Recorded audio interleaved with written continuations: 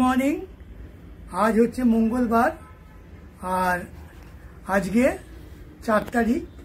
আমরা আজকে সারা রাত ঘুমাইনি, না ঘুমিয়ে এই সকালবেলা সব রেডি টেডি হয়ে এখন আমরা যাচ্ছি বকখালি।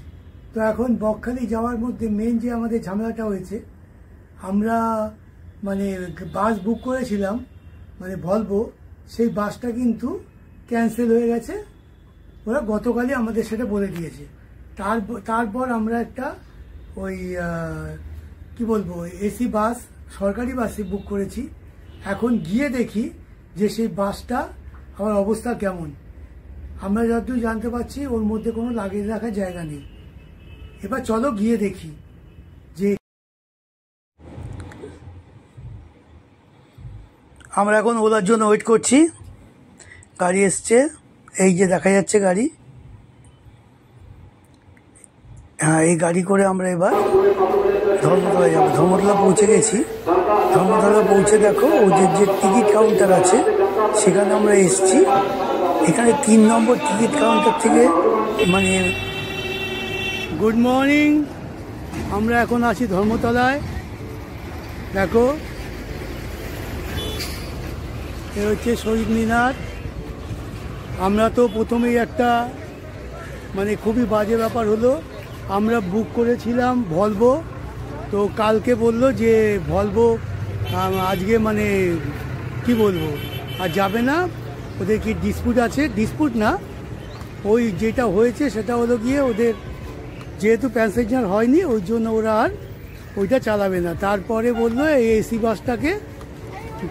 এসি বাসটাই তারপর এখন যাচ্ছে। জানি না কি হবে। বাসের যা অবস্থা, না লাগেজ রাখার জায়গা আছে না কিছু আছে। অশোক লেল্যান্ডের বাস, দেখো কি অবস্থা বাসের।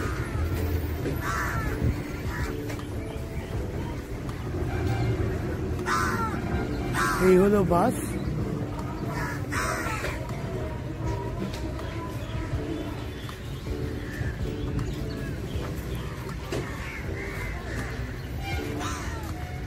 বাসের ভেতরের অবস্থা খুব খারাপ, সিটগুলো ছেঁড়া, ব্যাগ রাখার জায়গা নেই। আর আমরা সব একটা বলে রাখি যে আমরা কিন্তু এই প্রথম বকখালি যাচ্ছি, এই জন্য আমাদের এখানকার সম্বন্ধে কোনো অভিজ্ঞতা নেই। এবার গিয়ে অভিজ্ঞতাটা সঞ্চয় হবে। ডায়মন্ড হারবার পর্যন্ত আমরা আমাদের গাড়ি নিয়ে গেছি। দেখো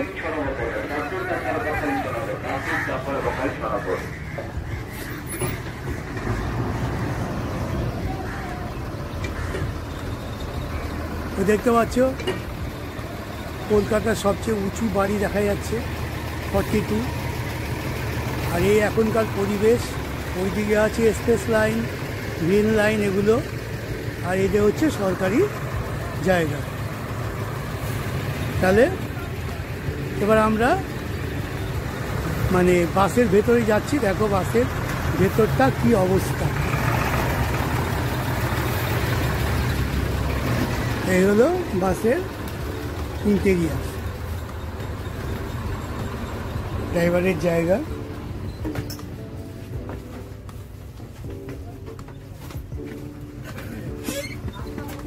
এই হলো গেট।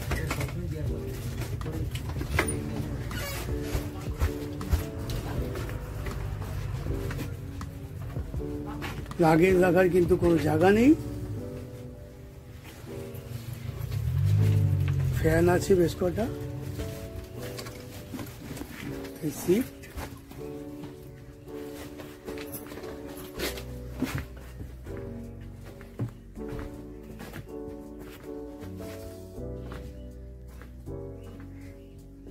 পিছনে 5টা সিট।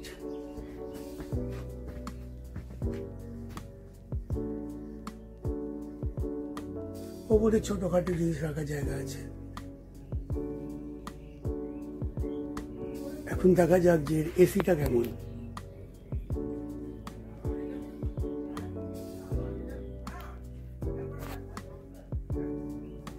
দেখি যদি এর মধ্যে কিছু তোমাদের আরো ইনফরমেশন দিতে পারি তো ভালো, তা না হলে বকখালিতে গিয়ে বাদবাকি যা বলার বলছি।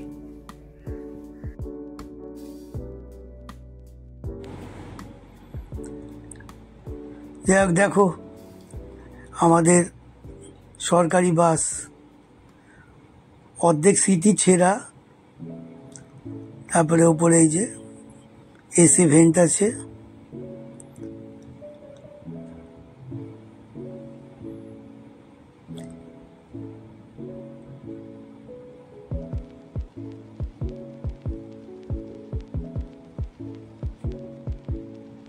এই হলো চার্জিং পয়েন্ট।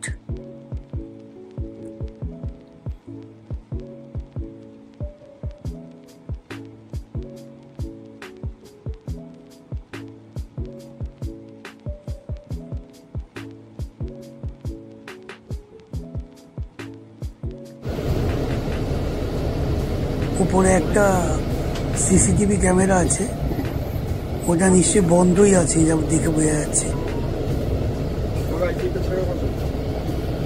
এই হলো কন্ডাক্টর।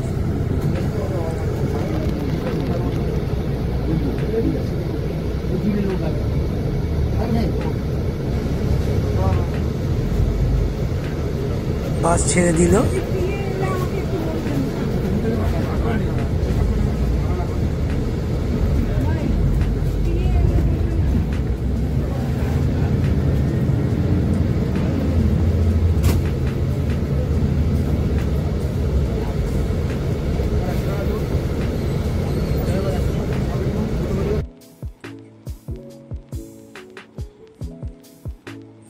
বাস যাচ্ছে রেড রোড দিয়ে।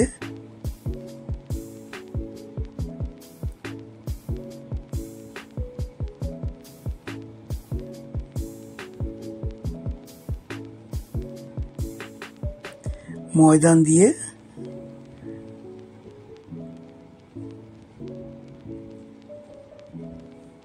ওই 42 বিল্ডিংটা দেখা যাচ্ছে।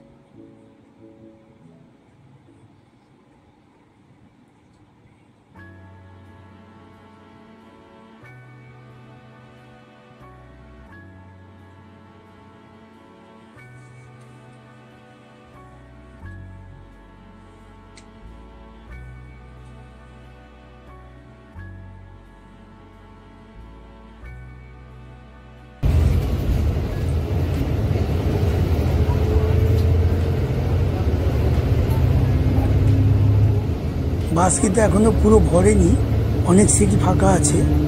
বাসের ভেতরটা দেখো।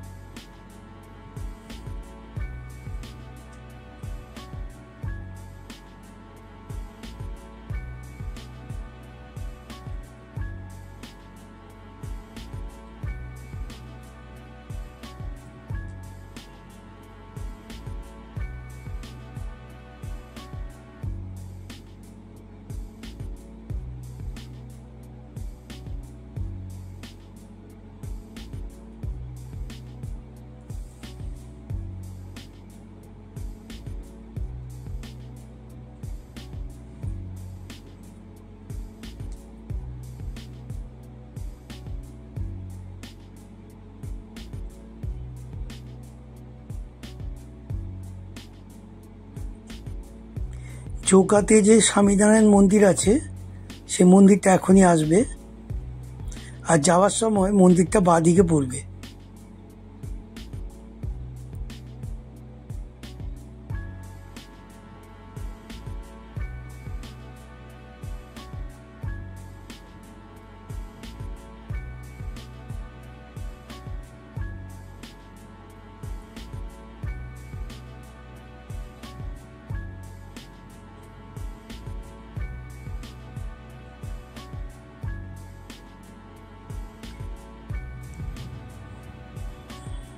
বাস কিন্তু যেখানে লোক দেখছে সেখানেই দাঁড়াচ্ছে এবং সেখান থেকে লোক তুলছে। দেখো ভেতরে কত লোক দাঁড়িয়ে আছে, বসার সিট সব ফুল হয়ে গেছে, এখন দাঁড়িয়ে দাঁড়িয়ে লোক যাচ্ছে।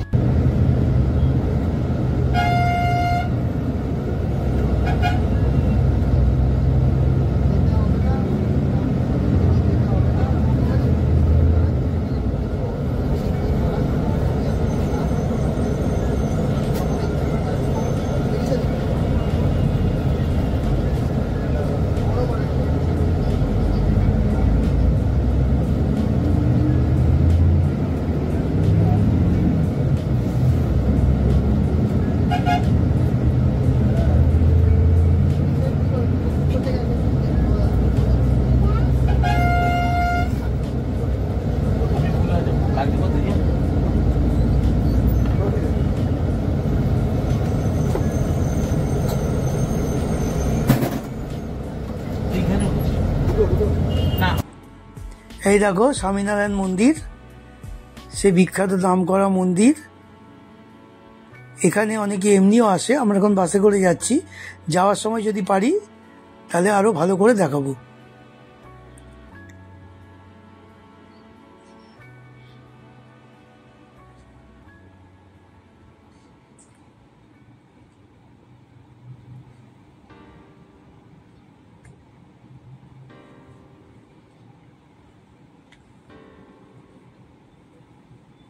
হবে একটা কাটতে পরে করছি, পরে করছি ওইখানে।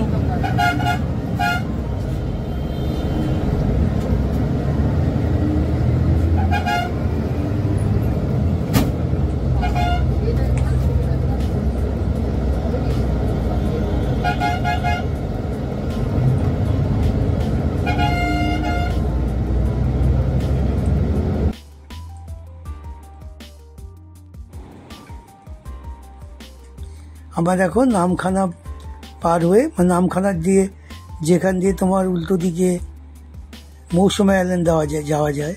আর এইটা হলো আরেকটা মন্দিরটা, দেখলে মন্দিরটা হচ্ছে তোমার জগন্নাথ দেবের মন্দির। আর এই যে আমরা ব্রিজটার ওপর দিয়ে যাচ্ছি, এইটা হলো তোমার হাতানিয়া নদী আর দোয়ানিয়া নদীর ওপর যে নতুন ব্রিজ হয়েছে, এইটা হলো সেই ব্রিজটা।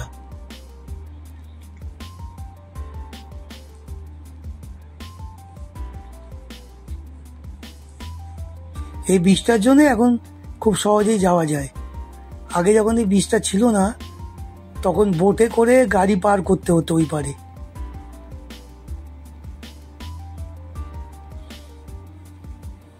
এই যে এই নদীর ওপরে এই যে ব্রিজটা।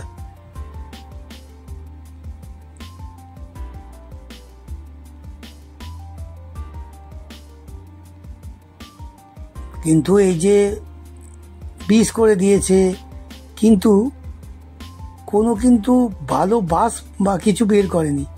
সেই এক আছে ভলভো, সে যখন তখনই মানে কি বলবো, আজকে বুক করলাম কালকে বললো গাড়ি যাবে না ফোন করে। এই জন্য বকখালি আরো এরম অবস্থা বকখালির। যাই হোক, আমরা চলে এসেছি দেখো ওদের স্ট্যান্ডে। স্ট্যান্ড থেকে আমরা নামছি। এইটাই হচ্ছে এই গাড়ি স্ট্যান্ড। ভলভো এখানেই দাঁড়ায়।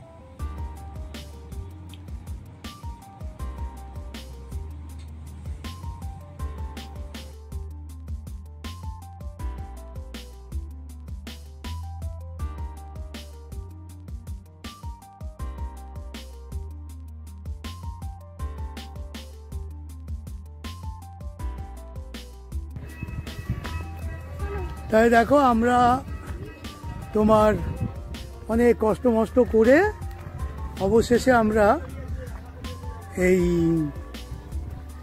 বকখালিতে এসে পৌঁছেছি। এই বাসে করেই আমরা এসেছি। এই হচ্ছে বাস। দেখো এখন বাসটা এখানে এসে স্ট্যান্ড করেছে।